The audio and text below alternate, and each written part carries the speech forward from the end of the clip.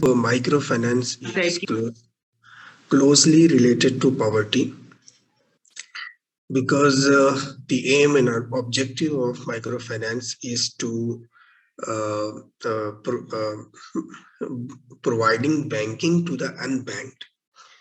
So the tagline of most of the microfinance organization is banking the unbanked. Banking the unbanked means providing banking facilities to that section of society which is normally excluded from the mainstream banking. So normal banks are not interested in providing a banking facility. It may be opening a saving account or providing loans, etc. So if a financial institution is targeting such audience, such customers, such section of the society, that is called microfinance. So it is also related to the concept of poverty because normally poor people are not lucrative customers for mainstream financial organizations. Poverty is a state or condition in which a person or community lacks the financial resources and essentials for a minimum standard of living. According to 2018 US Census figures, more than 38 million people in the United States which was 1.4 million fewer people than in 2017. So even in countries like US, there are poor people who are living below the poverty line. So as of 2015, an estimated 736 million people lived in extreme poverty, which the World Bank defines as surviving on less than $1.9 per day. Of the total, roughly half lived in just 5 countries: India, Nigeria, DRC, Ethiopia, and Bangladesh. So these are some of the countries where a lot of poor people live, including India. So India is also a country where a lot of poor people live. And microfinance refers to providing financial services to low income group who normally don't have access to financial services. So normally poor people don't have access to financial services, and microfinance means providing those financial services to to the low income group who are normally excluded from the mainstream financial industry. It allows low income entrepreneurs to undertake a small business. Normally, a person who is very poor, he or she will not get finance from normal bank for undertaking business. But he or she can get that from microfinance institutions that are especially designed for the low income group. Like other lending, microfinanciers also charge interest and have their own repayment plans. So normal traditional microfinance institutions, they lend money, and just like normal banks lend money, and this is their business, that they charge interest from the customers. So traditional businesses, microfinance business, uh, their business model is such that they charge interest from customers. So microfinance includes providing all gamut of financial services to the poorest of the poor. Microfinance has proven to be effective and powerful tool for poverty reduction. And in some cases, studies have found that it is helpful in poverty reduction also. Especially from Bangladesh, we have very good case study of Grameen Bank by Muhammad Yunus, who has got Nobel Prize also, Nobel Prize for his Grameen Bank activities. So a lot of poor people got help, and so microfinance is also related to poverty reduction. What are those financial services?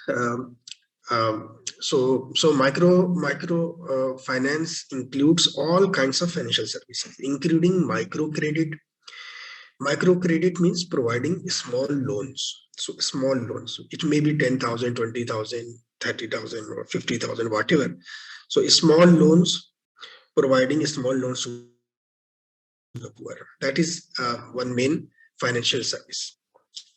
Then micro equity can also be a kind of micro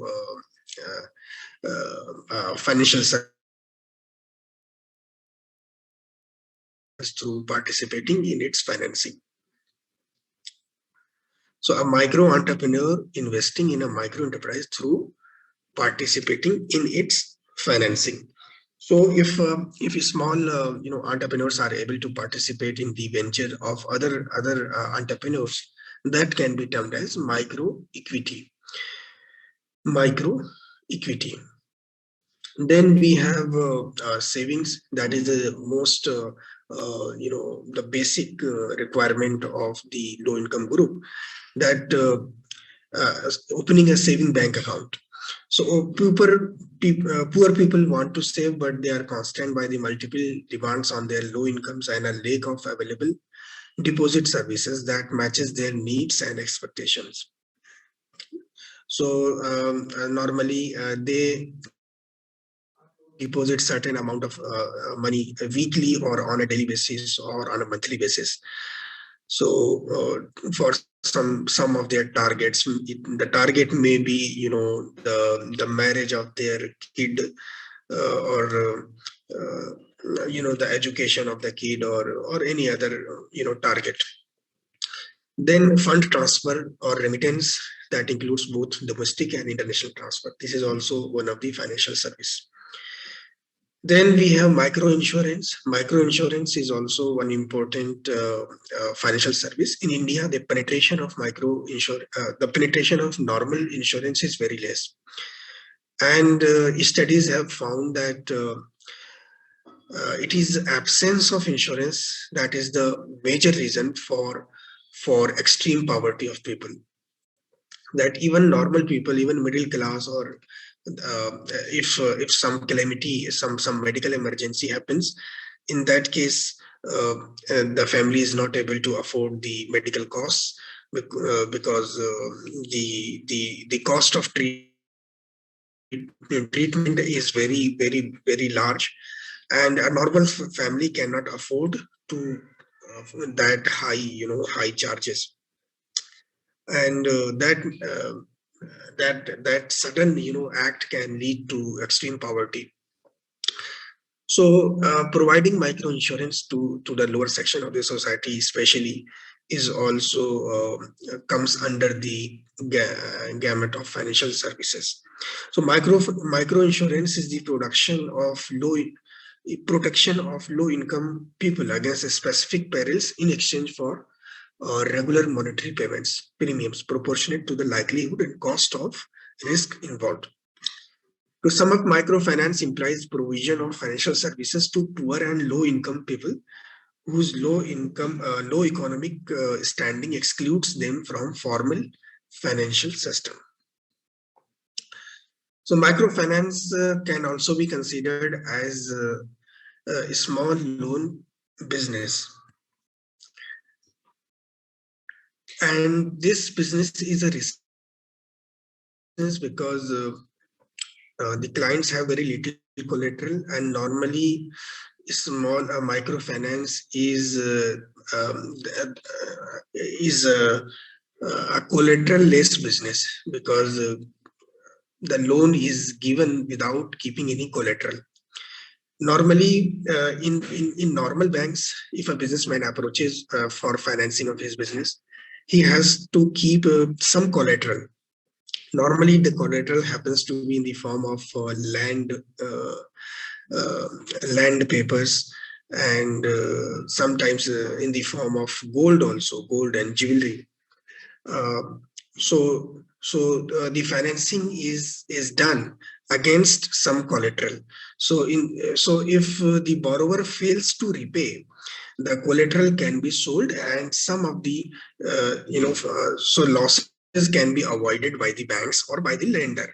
If so, it's a safety cushion. The collateral acts as a safety cushion is a risk management tool in the hands of the lender. But the in case of microfinance, in case of small loans, there is no collateral. Those loans are given without keeping any collateral. So 10,000, 20,000 rupee is given to small borrowers without keeping any collateral. So that is why the risk profile of such a small loans is very high as compared to normal loans, which are originated, which are created after keeping some collateral. So normally small loans or microfinance loans are without any collateral. So very costly to ensure that loans are used for the purpose for which they have been lent. And it is also very costly that the monitoring cost is very costly. If somebody has taken a loan of 10,000, the number of such people will be very large. So keeping track of their spending, where they are spending that money, is very difficult. But it is slightly, relatively easy in case of businesses, because businesses keep their accounts. Their business is transparent. We can inspect the factory, we can inspect their accounts, we can inspect them, what they are actually doing, that money they have taken, whether they are spending that money for that purpose or not. But in case of small loans, it is very difficult to track and monitor uh, uh, whether the borrower is spending that money for the purpose for which he or she has taken. So, so too costly to evaluate loan applications. So it is also costly to evaluate whether a particular loan application is worthy to be given loan or not. Then the cost of administration is also very big, uh, because the number of people who are involved is very large. Geographical distribution is also difficult, because so not all poor people are located at a single place. So so if the microfinance institution is maintaining offices in at different locations, so there are costs associated with those offices. So the cost of disbursement is also there. So similarly, that too costly to collect repayment. Collecting repayment from the customer is also costly. So these are some of the costs, some of the aspects of cost, because of which normal businesses keep a distance from microfinance business. So that is why there is a need of specialized microfinance institutions. So those specialized microfinance institutions, the business model of microfinance is different from the business model of normal finance companies because of several factors.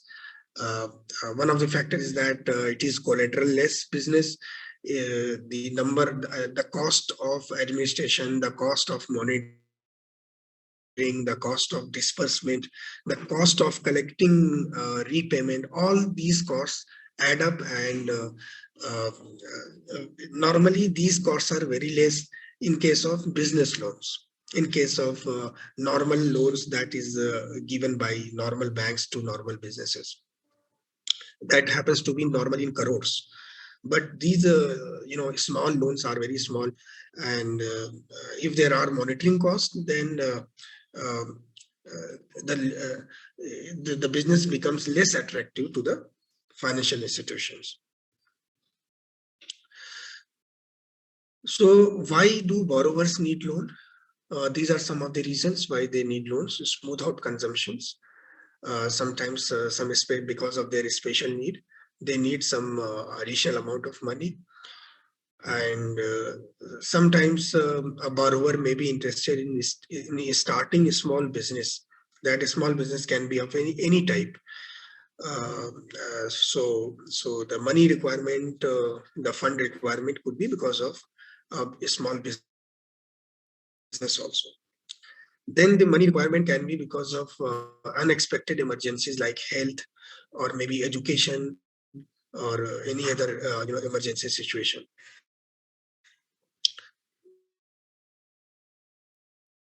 Microfinance institutions have some of the programs and schemes targeting different kinds of customers. So, how might one the microfinance borrower deal with such contingencies if there are no microfinance institutions? So, normally, if a person requires money for a small businesses, normal banks are not going to lend money for them to them. So that is why this is the section, this is the industry, that is microfinance, that caters to the this the lowest section of the society, low income group of the society, in which normal banks are not interested. The traditional solution was that if there is a need, normally a person was supposed to approach his family members and another option could be to save ahead of time so as to have enough money when funds are needed. And sometimes in the absence of any microfinance institution, money lender was also there in most of the locations, and those money lenders were known to be exploitative in nature.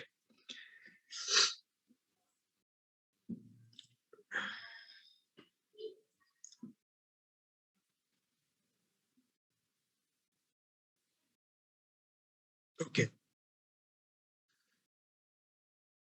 so in these small businesses, normally the return is also very high.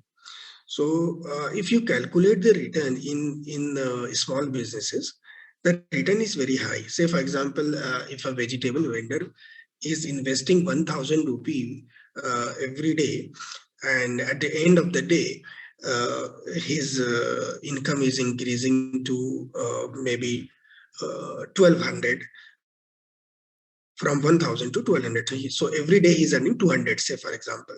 So if you calculate the percentage profit, so for the whole year, so it will be a very big amount. I mean, a very big amount in terms of percentage. So in small businesses, the rate of return is very high. But as the capital increases, in that case, the return on that capital reduces.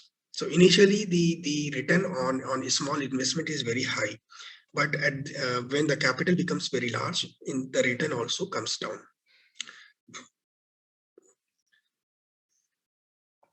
So if small businesses are so lucrative, then capital should flow to them, isn't it? Because investors are interested in return. Uh, so why capital is not flowing to the small businesses? If small businesses are providing high return, and the return on investment in small business and micro business is very high, then why the capital is not going to that industry, that is a small scale industry? So there are several reasons. So enterprises with little capital should earn higher returns to their investments than enterprises with a lot of capital. Poorer enterprises should be able to pay banks higher interest rates than richer enterprises, because poor enterprises or poor people are considered to be risky. So in order to justify the loan, they have to provide high rate of interest to the banks. And similarly, uh, enterprises with little capital should earn higher returns to their investments than enterprises with a lot of capital. Hence,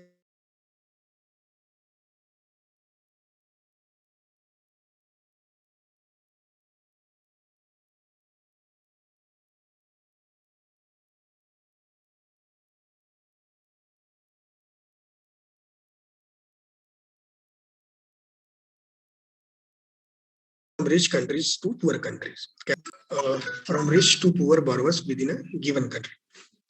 Okay.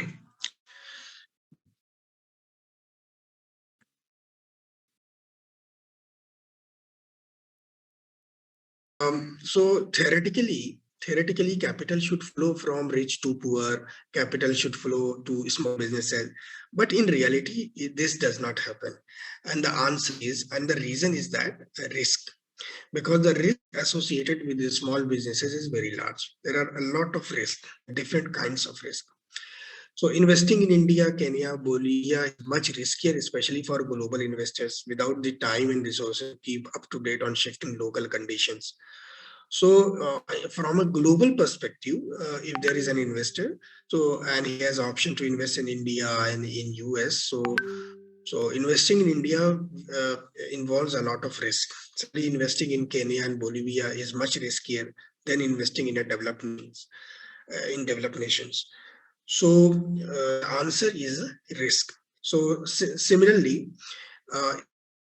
small businesses are provide a lot of return, but businesses and banks and financial institutions are not interested in giving money to small businesses because of risk, because the small businesses are considered to be riskier. Lending to cobblers and flower seller is again riskier for the same reason that lending to large regulated corporations. But why can't cobblers and flower sellers offer higher risk adjusted rates of return to lenders? Sometimes government imposes interest rate restrictions which prevent banks from charging the interest rate required to draw capital from developed to developing countries and from cities to villages. So if so, then the answer is political. Usually laws in Europe. So there are usually laws in Europe that establish the cap beyond which interest cannot be charged from borrowers. Similarly, in India also there are extant laws governing microfinance institutions. So there is a cap beyond which interest rate cannot be charged from small borrowers. So that is one of the restriction and constraint and which microfinance institutions have to work. Otherwise, small businesses you know how much return they can generate from the small business, then they are lucrative. So because they generate just I have given you example of a small vegetable where, so in terms of percentage the return on investment is very big. So if some small microfinance institution is giving loan to such a vendor, so he can charge from them a lot of interest. So from business perspective, it is looking to be active, but there are some risk also. Uh, I mean, so that is why the money does not that normally does not go to such small borrowers. And one of the reason is adverse selections. Adverse selection. So adverse selection is a technical term related with the lending of money. Um, what is lenders do not have enough information to be able to easily determine which customers are likely to be more risky than others. So a situation, there are two borrowers. One is honest, one is dishonest. So from perspective of the lender, it is very difficult to verify, to ascertain which borrower is honest and which borrower is dishonest. So if the lender can determine which borrower is honest before lending, then the problem of adverse selection will not come, because in that case he will the lender will give money to the honest one. The honest one will invest that money in his business. Then after some time he will make repayment without any dishonesty. But if the person is dishonest, he will say that I have invested that money in the business, and the money has I have lost the money, so I won't be able to make repayment. So this problem is called adverse selection. So the problem of adverse selection is very severe in case of microfinance, because in case of businesses it is a lot of data is there, a lot system is there through which we can verify. But in case of small is for small businesses, for an individual, it's very difficult to avoid adverse selection. So lenders do not have enough information to be able to really determine which customers are likely to be more risky than others. Banks would like to charge riskier customers more than safer customers to compensate for the higher probability of default. But then, but they don't have this information. Hence, they have to charge higher rate of interest from everybody. So this drives safer customers out of the credit market. So because of adverse selection, since the lender does not know in advance which customers are safer and which customers are risky, so he goes for a single rate of interest from every borrower. The lender charges a single rate of interest from every borrower. Otherwise, if the riskiness was known, the lender what the lender may have done, the lender may charge different rate of interest from different customers. So a risky customer would be charged a higher rate of interest. A safer customer would get a low rate of interest. But since this cannot be determined in advance, so the same rate is charged by the lender from every borrower. Another problem that happens in case of lending is moral hazard. Moral hazard, uh, adverse selection. Adverse selection um, is not is some customers are riskier, some customers are safer, and it is very difficult to determine which customer is risky and which customer is less risky. Moral hazard means when the customer is dishonest, basically. So banks are unable to ensure that customers are making the full effort to reward for their investment projects to be successful. So if some borrower has taken money from bank and he is not investing his time and he is not making any effort in his business, in his venture for which he has taken the money, so this is can be called as moral hazard. So sometimes borrowers abscond with the bank's money. Banks are not able to monitor such possibilities cheaply. Judicial systems in developing countries are often weak, thus making it difficult for lenders to retrieve their funds. Information asymmetry, George, kind of bad lemons example. Okay. So there is information asymmetry. Information asymmetry means the thing that are known to the borrower uh, is different, and the thing that is known to the borrower is different. So the information set of the borrower and information set of the lender is different. So there is information asymmetry. So because of which moral hazard, the problem of moral hazard arises. Okay.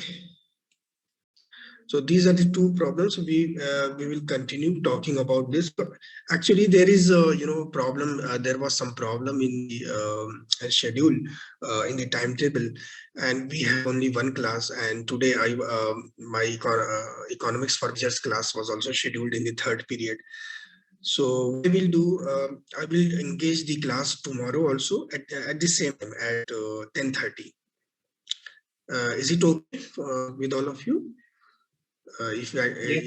If I will engage Yes, sir. tomorrow's class. Okay. Thank you very much. And I have given you one assignment. Choose one paper from those provided papers, and you have to just write down the summary of any one paper. Sir, please share the PPT with us as well. Okay, I will share. I will share it.